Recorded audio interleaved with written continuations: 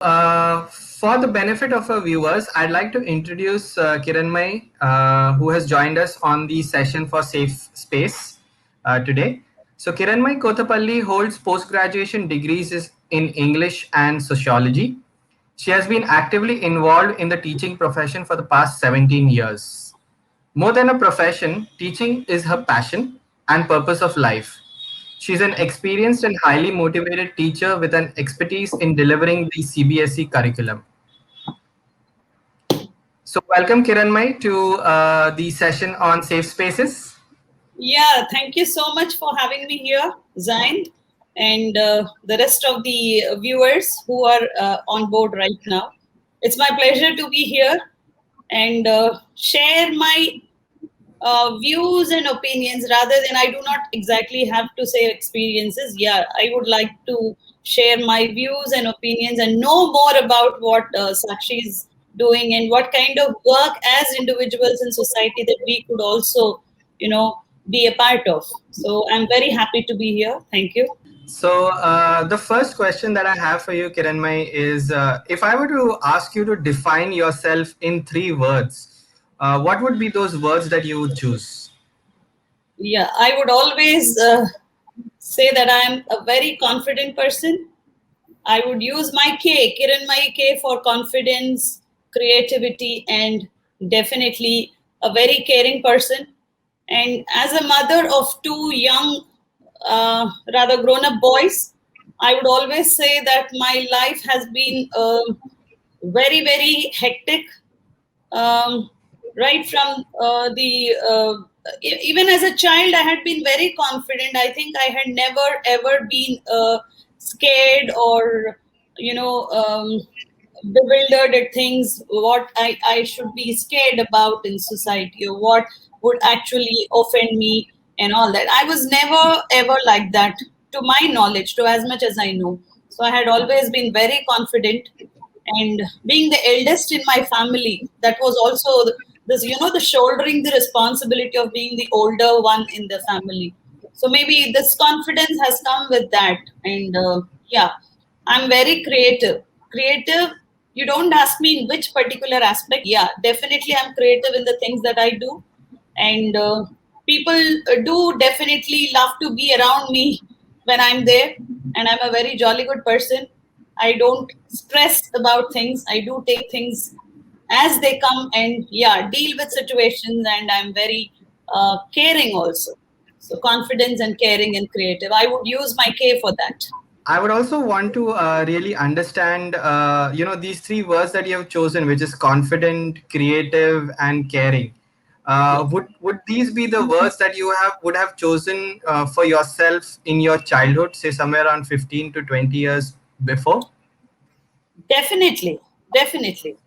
Caring, yeah, because see, as a young girl, maybe caring was my part of being caring with my siblings, my younger ones, and that kind of, yeah, definitely towards my older people at home. But confidence has never been. I would say that confidence was something which was always with me right from my very young age. Um, I would say nowadays, if I ask if I can, I wouldn't dare to go around on my own anywhere, which I did say when I was like 12, 13 years old. Going around, doing things on all on my own. I had a very good family. My father was working in the bank, and so we lived in a place where everything was easy. But still, um, there was nothing that would scare me. If I have to leave, say, suppose if I had a daughter of, say, an adolescent daughter at home, I would never leave her with any of my neighbors now. That is really very much worrying now. But at that point of time, we could go with our classmates, we could go with our friends, we could go with an uncle or an auntie, whoever, we could do things very easily. I was always not scared for anything such thing. But now when I think, I don't think now I would be able to do all that. Going out all alone at nights. That is really scaring in this present situation right now. So Right. definitely confidence was always there. Confidence if I didn't know things, I would go find out, do it on my own. There was nothing that could stop me. So that was my confidence level. Yeah, definitely. If I were to ask you, who has influenced you the most in your journey from childhood to where you are right now? Influenced in the sense, yeah, definitely my parents are there. My father, uh, he lived in the village. He came from the village at a very young age. He took care of his family, entire family. Um, he was the second son, but yeah, he had to come bring his mom and brothers and sister and all of them to the city, live a new life where he didn't know the language, he didn't have a proper job and all sorts of things. You know, the typical which we generally see in movies and all, the entire family coming, relocating to a city, and the struggles and all that. I have seen my father always emerge very successful in all that, and maybe by God's grace or what, I do not know, but with all that, he was able to get a good, at that point of time, I'm talking about some 60 years back, where he could get employment in the Reserve Bank of India at that point of time. And then how he manages to, support his entire family, the brothers, his sister, all of them settle down and all that. And his own family, me, my mother, my kids, my siblings, and all of us. He gave us a very good life and all that. So that confidence I have always seen in my father, which he would never ever tire. He would never stop doing so. There was unknown kind of difficulties that we had seen. I'm not saying that I had a lot of troubles in my childhood. No, not like that. We lived a very comfortable life, but still, though the middle class, the issues that you generally crop up with. So we faced all that, and I've never seen my father, get worried, or maybe he was worried, but he would never show it on his face, and he gave us a very comfortable life. And after my father, I would definitely refer only to my husband, because he's the man who actually gave me a lot of push when it came to, moving further in life. If I'm doing my doctorate today, at this point of time, where I would just resign my job and be happy with my, happy life, I'm studying now. It's all because of my husband.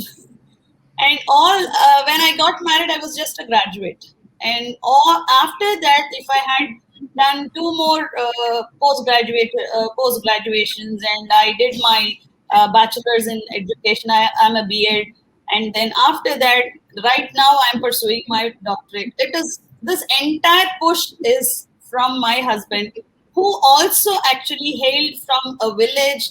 He made it up to the top. Right now he is leading a university. So this journey that influenced me a lot. When a man who didn't, at least I lived in the city, I was brought up in the city, I knew the language, I can speak almost all South Indian languages, and I'm very much fluent in Hindi and English. So there is absolutely nothing that can stop me right now at this point. But when I see my father, when I see my husband, both these personalities play a very major role in my life, because they were the ones who influenced me that there is nothing that you cannot, possibly hold. Everything is possible. Like, only thing is, you will have to put effort from your side. So this is these two people. I don't have one. I have two people in my life. Yeah. And now my sons, they actually lead me now. They keep inspiring me now. That's it. I wanted to also check with you, Kiranmai. Do you think your parents were actively involved in your upbringing? If I have to say, it's not this present day kind of upbringing. My mother was a complete homemaker, but yes, she knew what was right and what was needy, what we needed at that time. She was the typical Indian homemaker. But yes, she always was there when we needed, and she would always, her aim in life was to keep us completely, satiated, and be there when we wanted her. It was always like that. Yeah, of course, my father was the person who held the family with that grip. Yeah, but definitely both of them, yes, of course, both of them were there together. Maybe the kind of understanding that the present day we have as parents, that was a little missing. Maybe my father, it was like the man would bring home money and the woman of the house would, hold all the responsibilities at home, spend the money in the judicial way and all that. So that was the kind of life. My childhood was, my parents were like that. My childhood was like that. Do you have any favorite memory from your childhood, Kiranmay?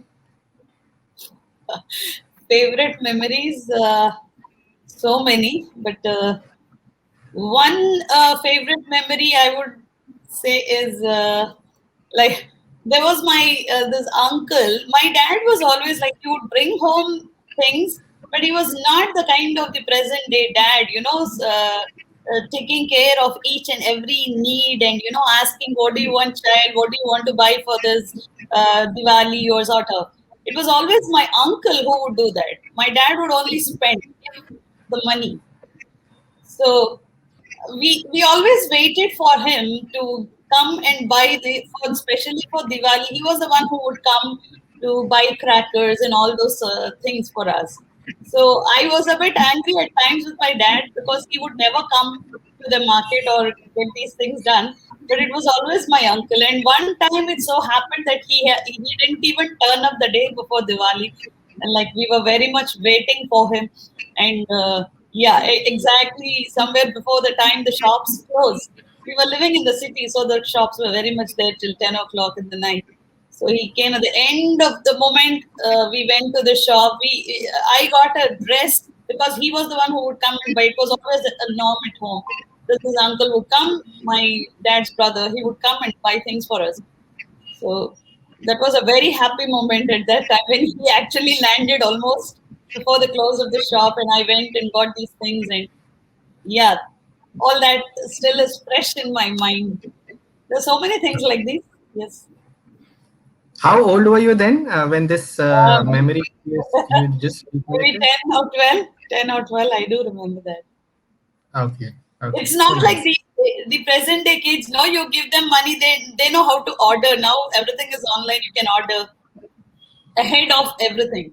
But those days, Yes. it was very precious. You got to go and buy, go to the market, buy just before the eve of Diwali. Tomorrow morning you're going to celebrate Diwali today. So you keep waiting, this anxiously waiting for things, and then suddenly it happens. Yeah, there was a little bit of disappointment at times. We couldn't get everything that we want. Yes, but a satiating life, very happy life actually. My definition of a safe space, okay, where I would not be, scared of any kind of, mishaps or anything that would trouble my mind or trouble me physically. That kind of a space which I would, ask for any child for that matter. Even as a grown-up woman, if I have to travel alone, there is always a lurking fear behind. Okay, what would happen next? Maybe something would happen. That kind of fear is much more prevalent now. But I don't think I had any such sort of fear as a child. Definitely no, because we were not afraid or scared of any neighbor. We were not afraid or scared of any guest or relative who came home. So that was definitely a very safe space. But now I would only ask for a space where every child would feel comfortable and, not scared. Basically, not scared. Not scared of something that may not be right present in front of you, that may not be there in front of you. Yeah, but there is always a lurking danger or a lurking fear that shouldn't be there. That kind of a space is my safe space. Did your parents make you feel safe in your childhood? Definitely, there was absolutely uh, no point to, because we lived in it was a big family for us.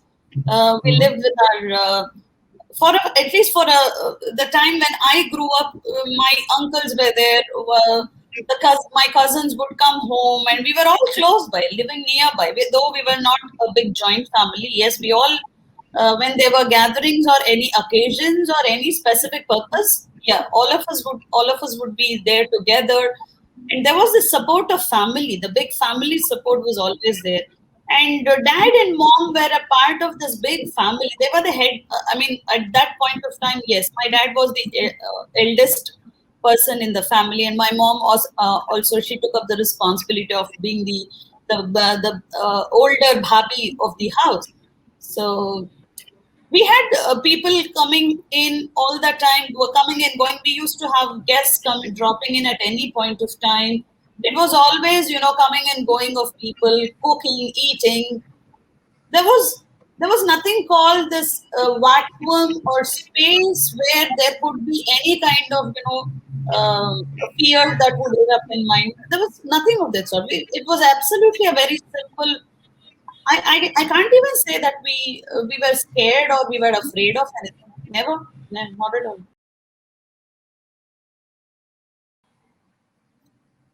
Equality in general, Yes. okay. Equality where,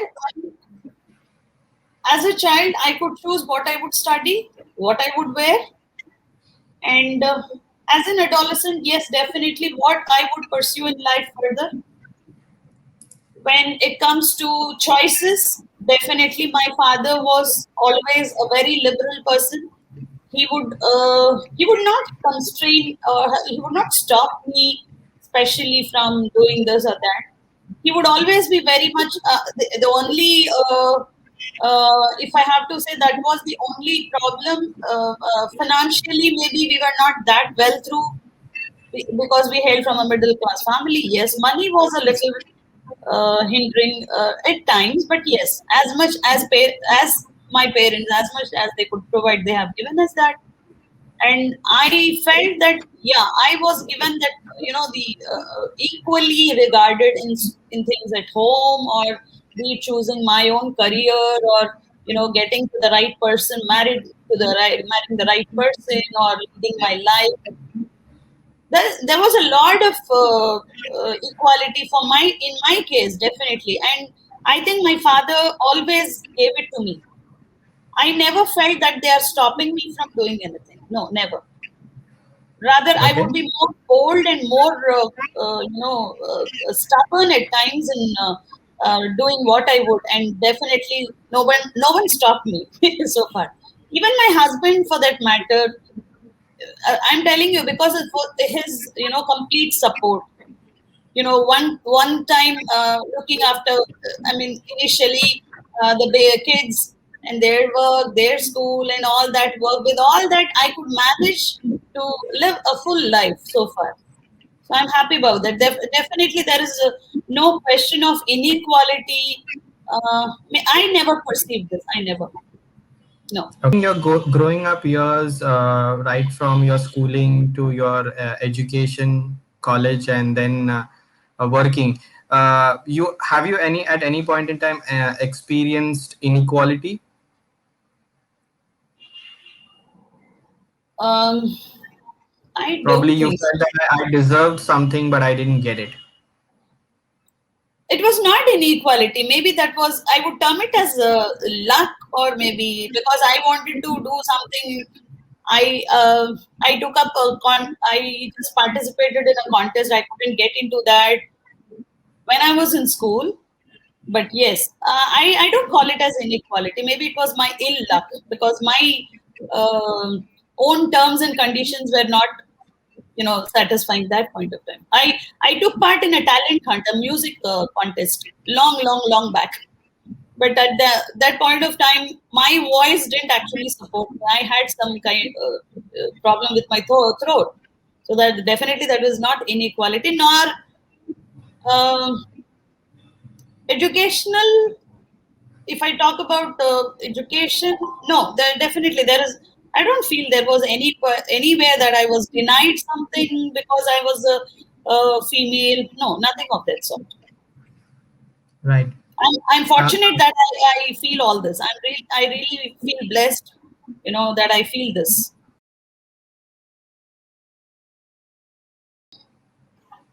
Understanding of entitlement, that I would get from my family, or I would take something from society, or which I am supposed to be getting from society. Yes, this is the kind of dignity and the respect. See, I'm very happy talking about all these today. I do not have regrets in life. I haven't been a scapegoat for any kind of inequality, or for that matter, any kind of gender discrimination, nothing of that sort. I grew up a very confident girl, and I'm still living a confident woman. I'm still happy with all these things. But I really wonder uh, how many of the girl children, or how many girls, or how many women, for that matter, the female gender, how many of them are happy with this kind of a thing, or they get this. So entitlement, if I have to talk about entitlement, yes, definitely. If a girl child, it's not specific for a girl child, it can be anyone, a boy or a girl. Let's say the safe surroundings that they need to get, the kind of the basic life, the basic happy life that every child should get. I also ask for that. That's all. That is my entitlement. I don't want big bungalows or huge property. I don't want to live a lavish king size life. No, I'm happy with what I have, but I would feel that every child should feel this. I get this. I have this. This is fine. This is good for me. This much, this much. If society is able to give a child, that is more than enough. That is my feeling. I do not know how it would. No, I do not know. Question would be, this culture of entitlement that you actually spoke about right now, do you think it has caused any kind of problems in our society? We do have this discrimination. The entitlement is not. It's only for the boys. Most of the places that we see, it is only for the male. The male, the hardworking male. There is no significance for the woman. There is no significance for the child, the girl child, who does a lot of labor. Definitely, she does more labor, and that labor is not dignified. That labor is not significant enough to be seen. So definitely, of course, there's a lot of cultural aspect to it. There's a lot of social aspects to it. But if I have to, if I have to talk about only the girl child being, she's just the scapegoat for all sorts of inequalities, or kind of discrimination that happens. That shouldn't be happening. Maybe that should change. Definitely, there is a lot of impact of this on society, and society definitely plays this major role. If I'm not in the society, if society had not supported me, maybe I would not be talking all this today.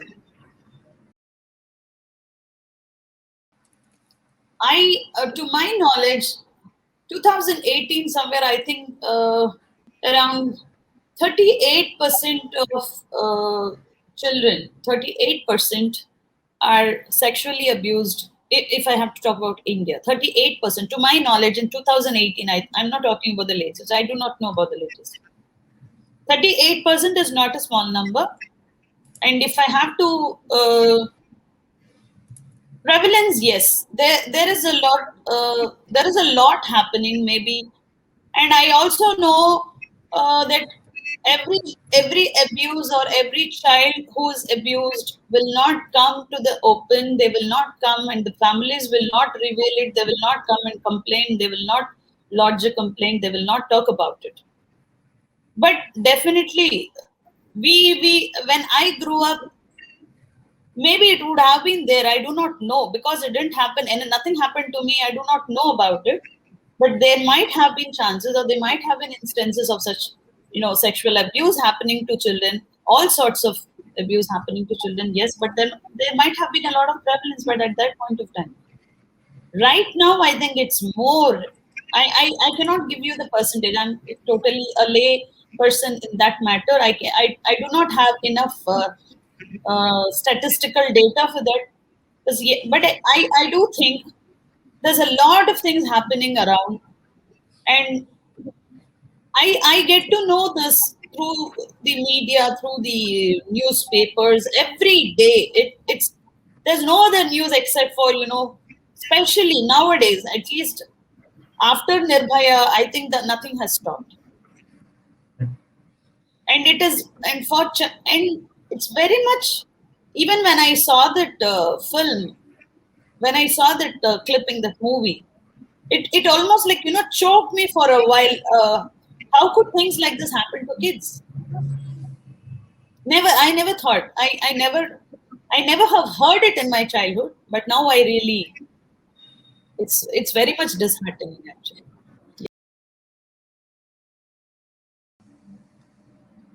Definitely, to my knowledge, to what I see and hear, it's mostly their own homes, their neighborhoods, their surroundings, their schools. Every day there is a report. Every day there is a child complaining that either the teacher has done something wrong, the maid has done something wrong, the newspaper walla comes and does something wrong. It's nearby. It's everywhere. I don't define a place. I don't find a child can define a place where it doesn't happen nowadays. And who typically sexually abuses children, Kiranmai? I think they are perverts and they are sick. They are people who are really sick in their minds. I I don't know, how could a father hurt a daughter? I really wonder, how can a parent whose own flesh and blood, how could they do it to their own kids? We hear, and it's really gross when I hear such incidents. When I read, I dare not open my videos sometimes when I don't when I keep surfing Facebook or maybe some videos on my mobile phone.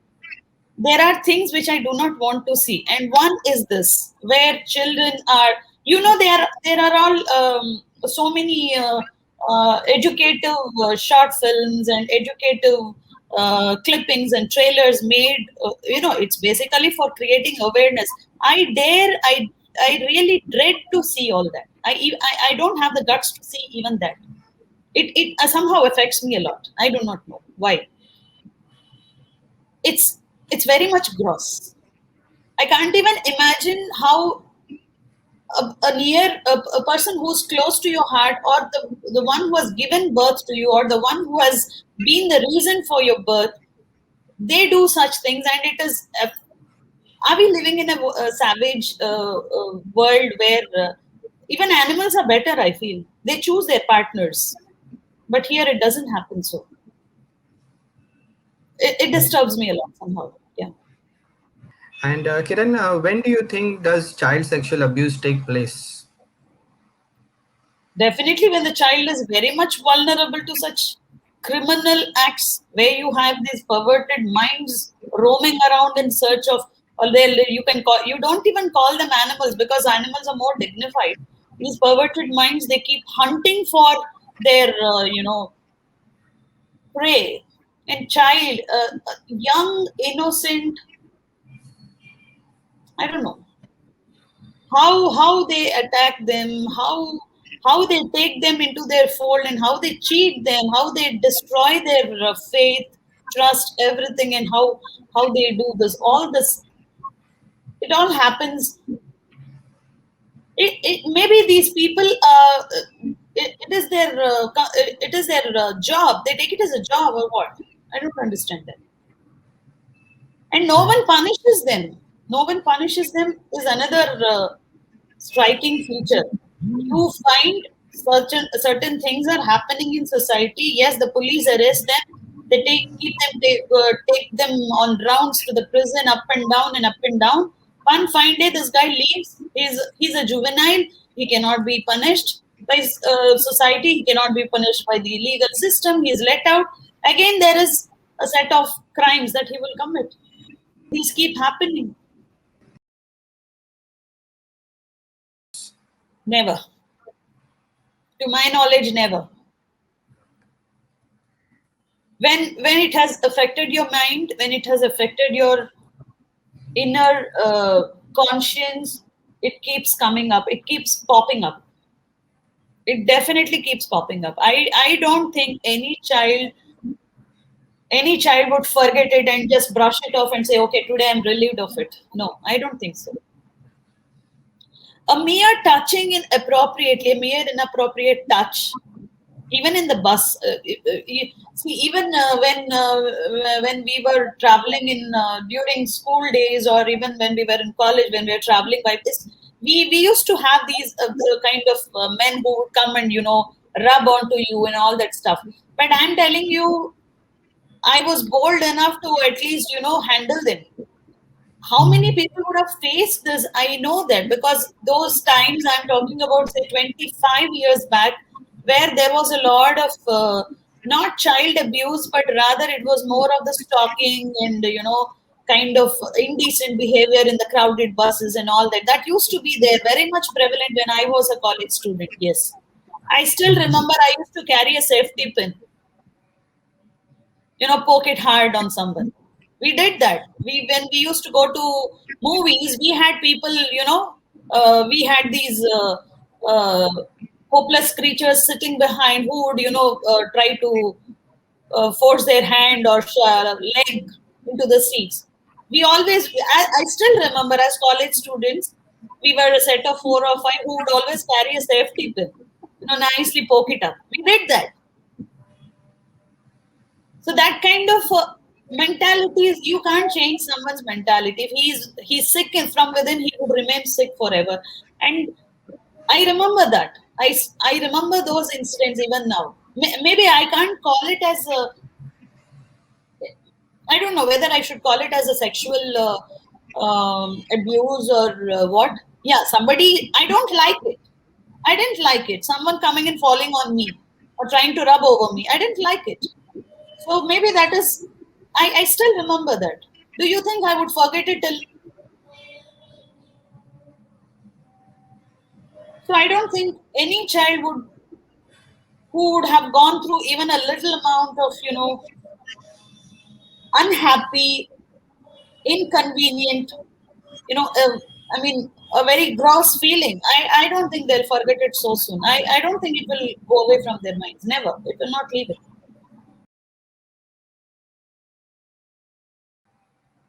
The mother, because the mother would understand this first.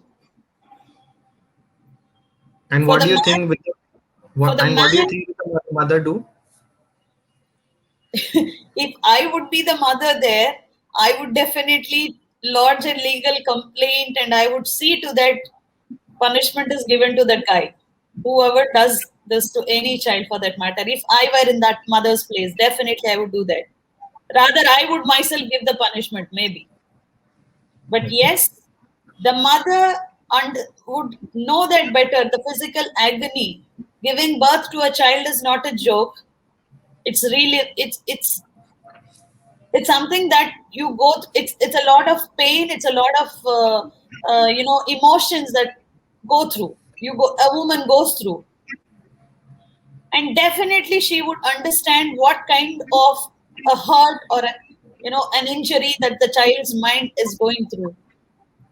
Maybe the father would also, for the man, I don't know what he might be, because there are the social stigma. No, this cannot be discussed, or no, you have to hush it up, you have to brush it up under the carpet, all these kind of things. Maybe the man, because I'm a woman, maybe I'm thinking like that. I do not know about it, but yes, if I were the mother, definitely I would see to that I get the punishment. My concern is the child. That's it. I think they would interrogate Gattu more in terms of finding out what exactly happened with that little boy. If you ask the child how much he would know, how much he would tell. Even when I was filling it up, I thought there were many questions which were, which couldn't be done straightforward, which couldn't be answered yes or no. There was not that kind of question. A child would only, it would have pained him. The child would only know the pain. It is for the child. It is only some kind of a physical injury inflicted. Yes, a little bit of a mental torture too. But the nuances of human, the human brain, how dirty it works. Only adults may be able to guess it. So if Gattu is questioned more, he would only give you the information of what happened, what went through behind, maybe a little information about it, how it affected him, or how much it pained for him. Only Gattu can give you that much information. I think the adult is responsible. He should be thoroughly brushed up to get the details. More than that. Yeah. True. I think the family would have approached the police to file a case. If they don't bother about social stigma, what would people say, what would my neighbor think of, what would my family members think of, if it is that kind of a family, definitely you don't care about, if your concern is about your child, not about society, definitely the family would have been, they would have immediately rushed to the police station, to my knowledge. If I think it's the family concerns more about the child's welfare than the social status or the social stigma or the other things. They should be more Right. bothered about the child, not about society. Right. This incident would be discussed openly in the nuclear family or the extended family. In the nuclear family, yes, it might be, because it's a closer knit group. If it is a brother, as we see in the clipping, we have this old Didi, the younger brother, the mother, and the father. So I think definitely it should be discussed among them. There should be a solution sought. It need not be advertised. It need not go to the extended family. And I don't think extended families nowadays, especially nowadays, maybe previously, most of the kids lived with the extended families, the mothers and fathers, if they had to go out for work, the big joint families where children were in numbers. The grandparents would look after them, the servants would look after them. There was no worry, there was no fear. But now, even the one outsider, even if it is from the extended family, one person away, other than the family own close knit family member, I think they will make it a big. It would be rather an interesting episode for them. I don't think no one would support you unless and otherwise if they're very much closely knit or concerned. Yeah, definitely it has to be discussed in the nuclear family. Maybe extended family, I don't think we would get any help from the extended family. That is my feeling.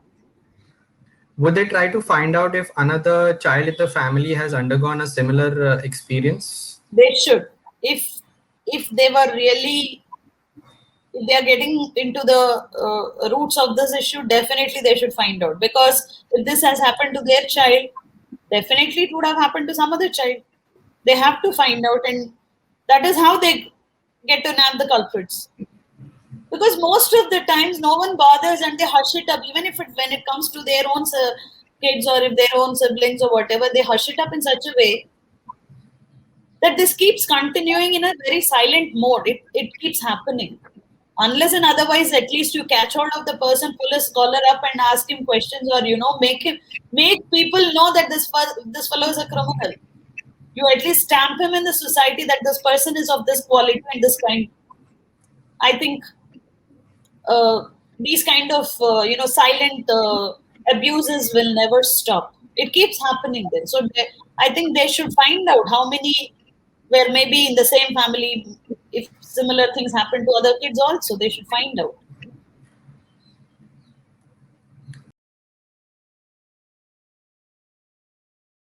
I've already undertaken to be a Rakshan long back. Like last year, I had a short chat with Sakshi. So that time, I took a pledge that I would be a Rakshan in whichever way possible. Yes, and my only urge to people around is, let us make a very healthy, safe place for our children. How we lived, how we enjoyed the pleasures of roaming around without any fear, or roaming around in the streets, playing around with the neighbors, and all that we did. There was absolutely I do not know whether it was there. Even this abusing, this sexual abuse was there at that time. I never knew all that. because maybe it was not there, or maybe it was there. So let us give our children, our next gen, the kids who are, happily running around, let us give them a good world, without any perverted minds, without sick minds. Let them just, weed them out, and let us give them a good world, a happy, cheerful world for our kids. This is all I want, and definitely to my capability, to my ability, whatever I can do in this, I would definitely do, and I would urge all those who are watching this to also do this. Yeah, Akshay? I'm a Rakshan. Thank you so much again, Kiranmai, for your time and for your voice and support in this Rakshan project. I'm grateful to this, and I'm very happy to be a part of this. Yeah.